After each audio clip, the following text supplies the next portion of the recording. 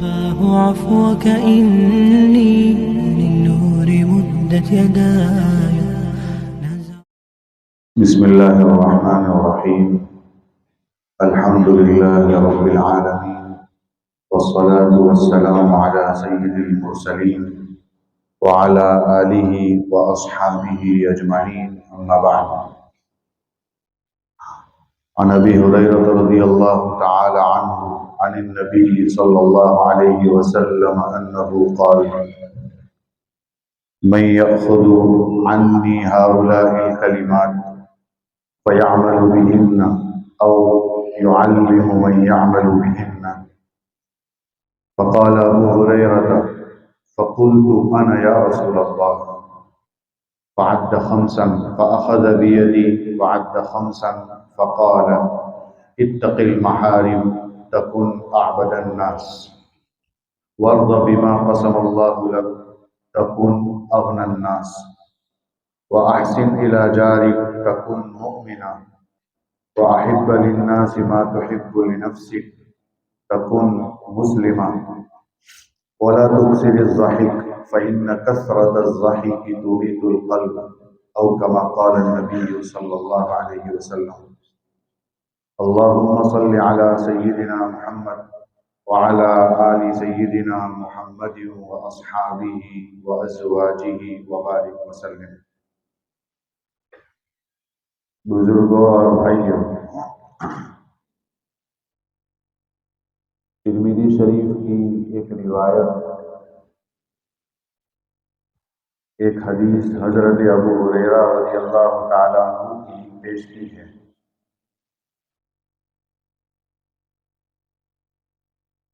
اس روایت میں نبی کریم صلی اللہ علیہ وسلم نے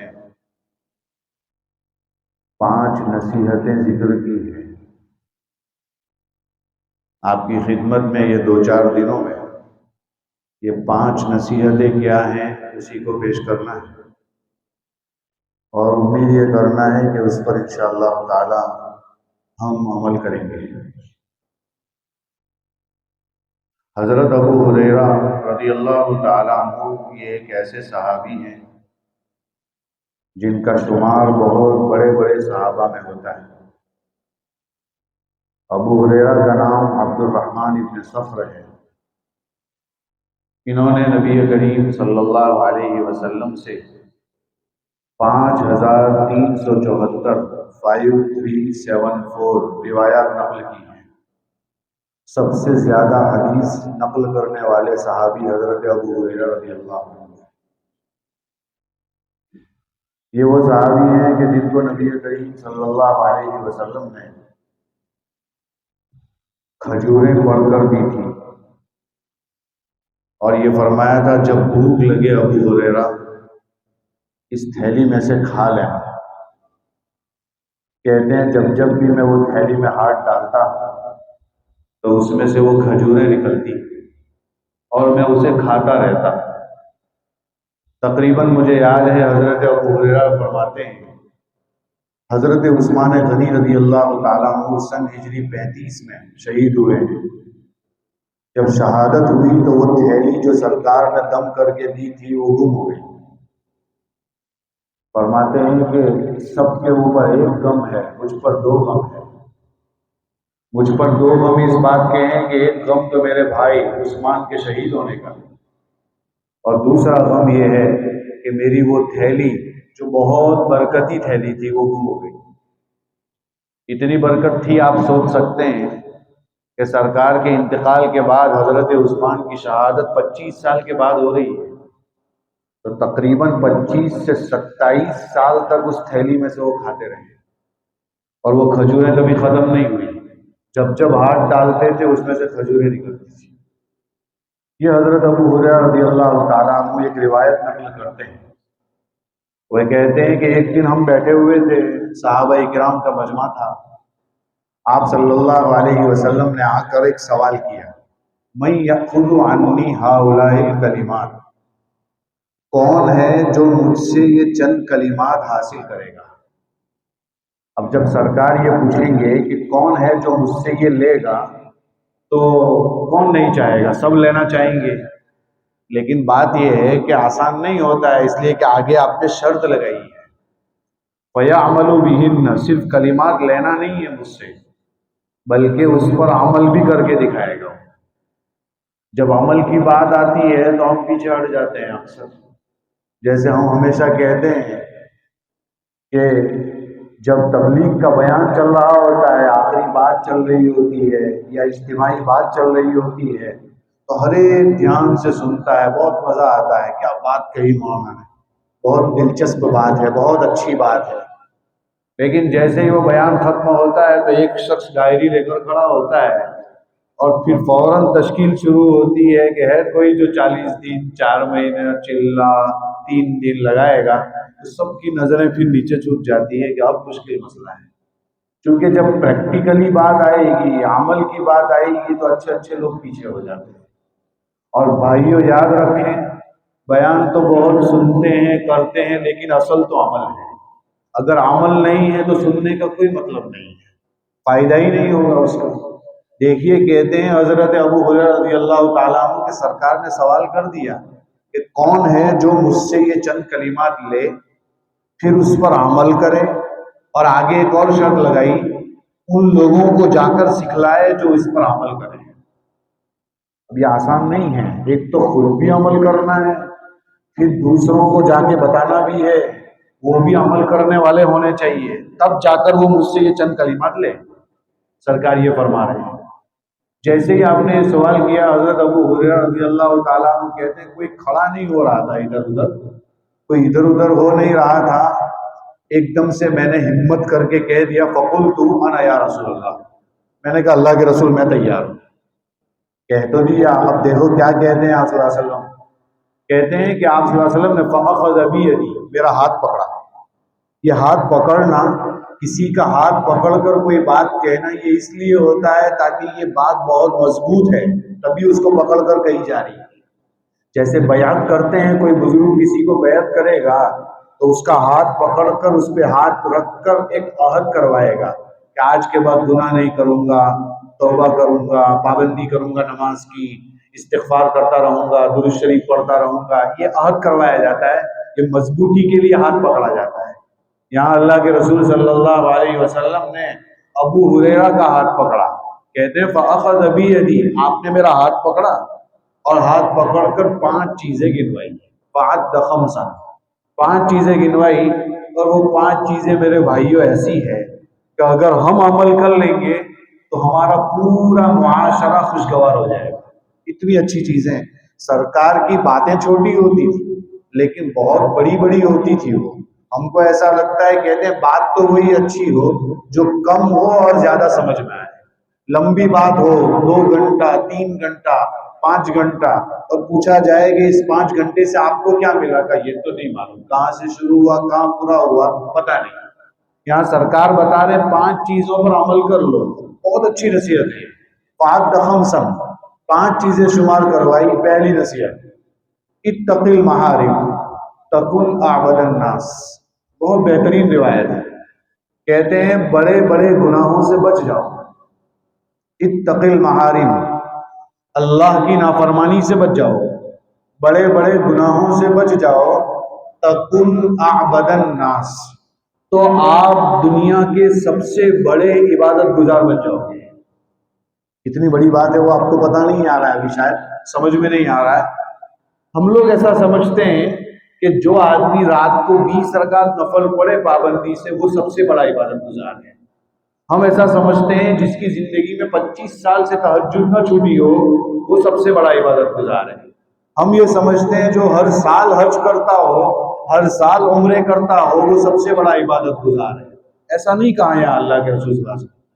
اچھا، میں یہ بھی نہیں کہنا چاہ رہا ہوں کہ حج کرنا گناہ ہے، عمرہ کرنا گناہ ہے، نفل پڑھنا غلط ہے، یہ نہیں ہے، اس کی فضیلت اپنی جگہ ہے، وہ اپنی ایک الگ چیز رکھتا ہے۔ یہاں بتانا یہ چاہتے ہیں کہ آپ صلی اللہ علیہ وسلم کس کو سب سے بڑا عبادت گزار کہہ رہے ہیں۔ اتق المحارم، بڑے بڑے گناہوں سے بچ جاؤ۔ نکلا نتیجہ یہ کہ گناہ سے بچنا بھی عبادت ہے۔ آپ ایک بھی نفل نہیں پڑھ رہے، آپ ایک بھی حج نہیں کر رہے، فرض نہیں ہے تو نہیں کر رہے، عمرہ نفلی نہیں کر رہے ہیں آپ، اور آپ کوئی مستقل نفلوں کے پابند بھی نہیں ہیں، آپ ہمارے جیسے ہم سست ہیں، تہجد بھی نہیں پڑھی جا رہی ہے ہم سے، لیکن دن بھر میں گناہ سے بچ رہے ہیں، تو اس سے بڑا عبادت گزار کوئی نہیں ہے۔ اس لیے کہ جو عبادت جو گناہ سے بچے گا اس کا ہر سیکنڈ عبادت میں شمار ہوگا، تو پورا دن وہ عبادت میں شمار کیا جائے گا، چاہے وہ نفل نہیں پڑھ رہا ہے، چاہے وہ زائد کوئی نماز نہیں پڑھ رہا ہے، لیکن اس کا ہر لمحہ عبادت میں شمار کیا جائے گا۔ کہہ رہے ہیں کہ گناہوں سے بچ جاؤ تو کیا ہو جاؤ گے؟ فرمایا تم لوگوں میں سب سے بڑے عبادت گزار بن جاؤ گے۔ اب سوال یہ ہوتا ہے کہ بڑے بڑے گناہ ہے کون سے، یہ بھی جاننا ضروری ہے۔ عام طور پر ہم سمجھ نہیں پاتے ہیں بڑے بڑے گناہ کون سے ہوتے ہیں۔ میں سب گناہ تو نہیں گنوا سکتا ہوں، حضرت تھانوی رحمۃ اللہ علیہ نے اپنی بہت ساری کتابوں میں 80، 78، 60، 70 بڑے بڑے گناہ بتائے ہیں، کبیرہ گناہ جس کو کہتے ہیں۔ لیکن یہاں پر میں بہت بڑے بڑے گناہ جن کی وعیدیں قرآن اور حدیث میں آئی ہے، جس کو امام غزالی رحمۃ اللہ علیہ نے ابو طالب مکی رحمۃ اللہ علیہ کے حوالے سے جو بڑے بڑے گناہ شمار کروائے ہیں، وہ میں آپ کے سامنے مختصراً ذکر کرتا ہوں۔ غور کیجئے، اگر وہ یاد ہو جائے تو آپ کو بچنا آسان ہو جائے گا۔ انہوں نے بہت اچھے طریقے سے اس کو گنوایا ہے۔ فرماتے ہیں ابو طالب مکی رحمۃ اللہ علیہ بڑے بڑے گناہ 17 ہیں، اور وہ 17 گناہ بڑے زبردست، بڑے خطرناک ہیں، اللہ کرے کہ ہم ان گناہوں سے بچ جائیں۔ فرماتے ہیں کہ ان میں سے 17 میں سے 4 گناہ کا تعلق دل سے ہے۔ 4 گناہ کا تعلق دل سے، ذرا کاؤنٹ کیجئے گا، حساب تو انشاءاللہ پکا ہی ہوگا آپ کا۔ 4 گناہ کا تعلق دل سے ہے، 3 گناہ کا تعلق پیٹ سے، کتنے ہو گئے؟ 7۔ پھر فرمایا 4 گناہ کا تعلق زبان سے، کتنے ہو گئے؟ 11۔ 1 گناہ کا تعلق پیر سے، پاؤں سے، 12 ہو گئے۔ 2 گناہ کا تعلق ہاتھ سے، 14 ہو گئے۔ 2 گناہ کا تعلق شرمگاہ سے، 16 ہو گئے۔ اور فرمایا 1 گناہ کا تعلق پوری باڈی سے۔ ٹوٹل 17 گناہ شمار کروائے۔ کون کون سے بتاتا ہوں آپ کو۔ 4 گناہ کا تعلق دل سے ہے، 4 گناہ کا تعلق دل سے ہے۔ سب سے پہلا گناہ جو دل سے تعلق رکھتا ہے وہ ہے شرک کرنا، اللہ کے ساتھ کسی کو شریک کرنا۔ قرآن کریم میں ہے ان اللہ لا یغفر ان یشرک بہ ویغفر ما دون ذلک لمن یشاء۔ اللہ تعالیٰ شرک کو کبھی بھی معاف نہیں فرمائیں گے۔ شرک کے علاوہ بڑے بڑے گناہ جتنے بھی ہوں گے انشاءاللہ وہ اللہ تعالیٰ اپنے فضل سے معاف کر دیں گے، لیکن شرک کی معافی نہیں ہے۔ شرک جانتے ہیں کیا ہے؟ اللہ کے ساتھ اس کی ذات میں، اس کی صفات میں کسی کو شریک کرنا۔ جیسے ہم لوگ، میں آپ کو اپنے معاشرے کی بات سمجھاتا ہوں، قبر پر چلے گئے، قبر پر سجدہ کر دیا، شرک ہے۔ درگاہ پہنچ گئے، بابا کو جا کے یوں کہہ دیا کہ بابا کچھ دے دو، تو ان کے پاس تو طاقت ہی نہیں ہے کچھ دینے کی، وہ کیا دیں گے؟ ان کو بھی ملا ہے اللہ سے ہی ملا ہے، تو ہم کو بھی اللہ سے ہی مانگنے کو کہا گیا ہے۔ ان سے ڈائریکٹ مانگنا شرک ہے۔ ہم ہمیشہ یہ کہتے ہیں اگر قبر سے مانگنے کی اجازت ہوتی تو پھر دنیا میں سب سے بڑی قبر نبی کریم صلی اللہ علیہ وسلم کی ہے۔ اور آپ جانتے ہیں سرکار سے بھی ڈائریکٹ نہیں مانگ سکتے، مانگنا تو صرف اللہ سے ہے۔ اگر اللہ کے رسول سے مانگنا ہے تو وسیلہ بنا کر مانگنا ہے۔ آپ صلی اللہ علیہ وسلم کے وسیلے سے مانگ سکتے ہیں، ڈائریکٹ یوں نہیں کہہ سکتے اللہ کے رسول آپ ہمیں کچھ دے دو۔ آپ کو بھی اللہ کی اجازت کے بغیر نہیں ہوگا کچھ، یہ ہمارا عقیدہ ہے۔ اس لیے نبی کریم صلی اللہ علیہ وسلم سے ڈائریکٹ جب مانگنے کی اجازت نہیں تو دنیا میں کون سی بڑی خبر، آپ سے بڑی خبر کس کی ہو سکتی؟ کسی کی نہیں ہو سکتی۔ معلوم ہوا کسی سے بھی مانگنے کی اجازت نہیں۔ سجدہ کرنے کی اجازت اگر سرکار کی قبر کو ہوتی تو پھر تو ٹھیک تھا، جب اللہ کے رسول کی قبر پر سجدہ کرنے کی اجازت نہیں تو دنیا کی کوئی قبر ایسی نہیں ہے جہاں آپ ماتھا ٹیک سکیں، جہاں آپ سجدہ کر سکیں، بالکل اجازت نہیں۔ سجدہ تو صرف اللہ ہی کے سامنے ہوگا، کسی اور کے سامنے نہیں ہو سکتا ہے میرے بھائیوں۔ خیر، میں یہ کہہ رہا تھا کہ شرک کی بہت ساری شکلیں ہمارے علاقے میں رائج ہیں۔ جو کتنے لوگ ایسے ہوتے ہیں چین پہنتے ہیں، کتنے ایسے ہوتے ہیں جو ہاتھ میں کڑے پہنتے ہیں، کتنے ایسے ہوتے ہیں جو دورے پہنتے ہیں، رسیاں پہنتے ہیں، اور پھر کچھ بھی ہوتا ہے، جیسے کوئی ایکسیڈنٹ سے بچ گیا اچانک، یا کبھی کوئی بڑی آفت سے بچ گیا، تو فوراً پوچھتے ہیں کیا بات ہے آپ بچ گئے، تو فوراً وہ دورہ دکھاتا ہے کہ یہ دورہ پہنا ہے بھائی، اس وجہ سے بچ گیا. تو اس سے نہیں بچا ہے بھائی، یہ شرک ہے، یہ شرک ہے، یہ اچھی چیز نہیں ہے، اس سے نہیں بچا ہے. یوں کہیے کہ کسی بزرگ کا دیا ہوا تھا کہ نہیں، یہ بھی ایک مسئلہ ہے. پہلی بات تو اس طرح سے پہننے سے انسان وہموں میں مبتلا ہو جاتا ہے. ایسی چیزوں سے جتنا انسان بچے اتنا اچھا ہے. تعویذات، ڈورے، گنڈے، ان سب چیزوں سے انسان کبھی کبھی شرک میں مبتلا ہو جاتا ہے. ہر وقت وہ اس کی طرف نسبت کرتا ہے، اللہ ہی بھول جاتا ہے. اس نے بچایا، بیمار ہونے سے اس نے بچایا، ایکسیڈنٹ سے اس نے بچایا، ٹکر کھانے سے اس نے بچایا، اللہ کا تو نام ہی نہیں لیتا ہے. نہیں میرے بھائیوں، ہر چیز، بیماری دینے والا بھی اللہ ہے، شفا دینے والا بھی اللہ ہے. یہ مکتب کی پہلی تعلیم ہے ہماری. شروع سے ہمیں یہ سکھایا جاتا ہے، زندگی دینے والا وہی، موت دینے والا وہی، بیماری دینے والا وہی، شفا دینے والا وہی، سب کچھ وہی کرتا ہے نا. ہم نے کیا تقدیر کے بارے میں پڑھا ہے، والقدر خیرہ وشرہ من اللہ تعالی. تقدیر چاہے اچھی ہو چاہے بری ہو، سب اللہ کی طرف سے آتی ہے. ہمارا یہ عقیدہ ہے. جب یہ عقیدہ ہے تو پھر اس عقیدے سے ہم پھر کیوں جاتے ہیں، پلٹ کیوں جاتے ہیں، ہٹ کیوں جاتے ہیں؟ ہٹنا نہیں چاہیے. شرک اللہ کو بالکل پسند نہیں. اللہ کی ذات میں کوئی بھی شرک نہیں کر سکتا ہے، اللہ کی صفات میں کوئی بھی شرک نہیں کر سکتا ہے. اللہ تعالیٰ سے زیادہ بڑا جاننے والا کوئی نہیں، اللہ سے زیادہ خبر رکھنے والا کوئی نہیں. یہ ہمارا عقیدہ ہے. تو پہلا گناہ جو سب سے بڑا ہے، امام غزالی نے جو ابو طالب مکی رحمۃ اللہ علیہ کے حوالے سے دل سے تعلق رکھنے والا جو گناہ نقل کیا ہے، وہ کیا ہے؟ شرک کرنا. یاد ہو جائے تو اچھی بات ہے. نمبر 2، دوسرا گناہ جو دل سے تعلق رکھتا ہے وہ ہے گناہ کے اوپر اصرار کرنا، یعنی زبردستی کرنا، یعنی وہ گناہ پر اڑے رہنا. آج کل یہ بھی بہت عام ہے. گناہ کرتے تو ہیں، کوئی کہتا ہے بھائی یہ بہت بڑا گناہ ہے، تو میرے ساتھ آنے والا ہے خبر میں، ایسا کہتے ہیں. فوراً غصے ہو جاتا ہے، فوراً اس کو پتہ نہیں کیا ہو جاتا ہے. تو وہ گناہ کرتا ہی رہتا ہے. ایک تو گناہ کر رہا ہے اور پابندی سے کر رہا ہے اور فخر سمجھ کر کر رہا ہے. یہ بھی بہت بڑا گناہ ہے. ایک تو گناہ کرنا گناہ ہے، اور گناہ کے اوپر اڑے رہنا یہ مستقل گناہ ہے. یہ بھی اچھی چیز نہیں ہے. اللہ تعالیٰ حفاظت فرمائے. کبھی کبھی ایسا ہوتا ہے کہ یہ جو مسلسل زبردستی اڑے رہ کر گناہ کرتا ہے تو اللہ کی کوئی پکڑ اس کے اوپر آ سکتی ہے. یہ اچھی چیز نہیں ہے. ایک تو پتہ بھی ہے اسے کہ اس گناہ کا یہ انجام ہے، سرکار نے یہ بتایا ہے، قرآن میں اس کی وعید آئی ہے، ہمیں ڈرایا گیا ہے، اور پھر اس پر گناہ کرتے ہی جا رہا ہے، کرتے ہی جا رہا ہے. اس کی وجہ اصل یہ ہے، جو تیسرا جو دل سے تعلق رکھنے والا گناہ ہے وہ اصل وجہ ہے. تیسرا گناہ جو دل سے تعلق رکھنے والا ہے وہ یہ ہے کہ دل سے خوف خدا نکال دینا. یہ چونکہ دل سے اللہ کا خوف نکل جاتا ہے، اس کی وجہ سے ہی یہ ایسا ہوتا ہے. جس کے دل میں خوف خدا ہو وہ گناہ سے کیوں نہیں بچے گا؟ ضرور بچے گا. مسئلہ تو خوف خدا کا ہی ہے. مسئلہ تو خوف خدا کا ہے.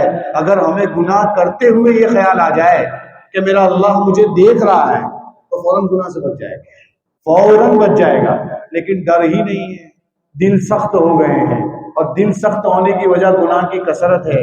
اس کی وجہ سے کچھ بھی یاد نہیں رہتا، اللہ کی یاد ہی نہیں آتی کہ خوف خدا ہے. تو 3 گناہ ہوئے دل سے تعلق رکھنے والے. نمبر 1 شرک کرنا، نمبر 2 گناہ کے اوپر اڑے رہنا، اور تیسرا خوف خدا کو دل سے نکال دینا.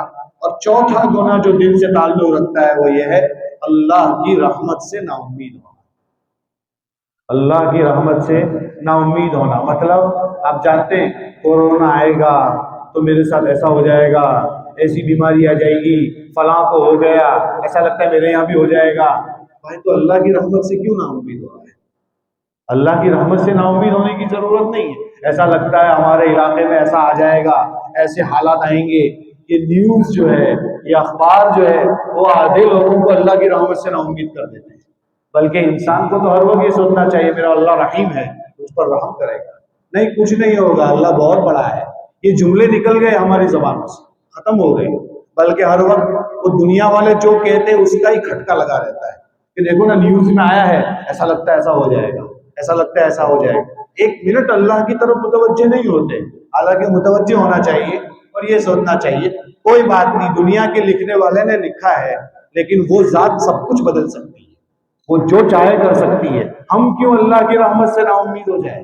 اس لیے کہ حدیث میں آتا ہے الیأس من اللہ، اللہ کی رحمت سے نا امید ہونا یہ کفر ہے، یہ اچھی چیز نہیں ہے، انسان کو کفر تک پہنچا دیتا ہے. اس لیے انسان کو چاہیے، بلکہ ہر ایک کو چاہیے کہ وہ اللہ کی رحمت سے نا امید نہ ہو، ہر وقت اللہ سے امید باندھے رکھے.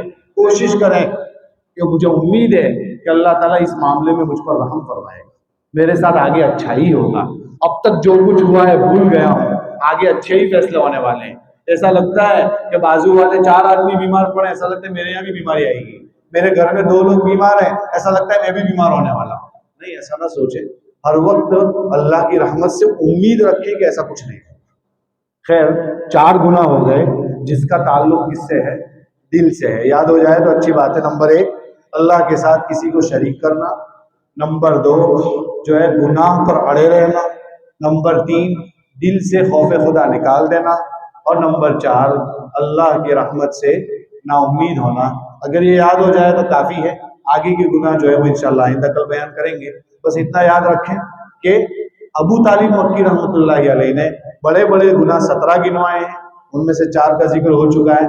اب آگے انشاءاللہ 3 گناہ کا تعلق پیٹ سے ہے، پھر 4 گناہ کا تعلق زبان سے ہے. اس کی تفصیل انشاءاللہ کل آئندہ بیان کریں گے. اللہ تعالیٰ ان باتوں پر ہم سب کو عمل کرنے کی توفیق عطا فرمائے. ان بڑے بڑے گناہوں سے اور ان نصیحتوں پر خاص طور پر ہمیں عمل کرنے کی اور ان بڑے بڑے گناہوں سے بچنے کی ہم سب کو جو ہے توفیق نصیب فرمائے. آمین. وآخر دعوانا ان الحمدللہ رب العالمین. سبحان اللہ و بحمدہ، سبحانک اللہم و بحمدک، ونشہد ان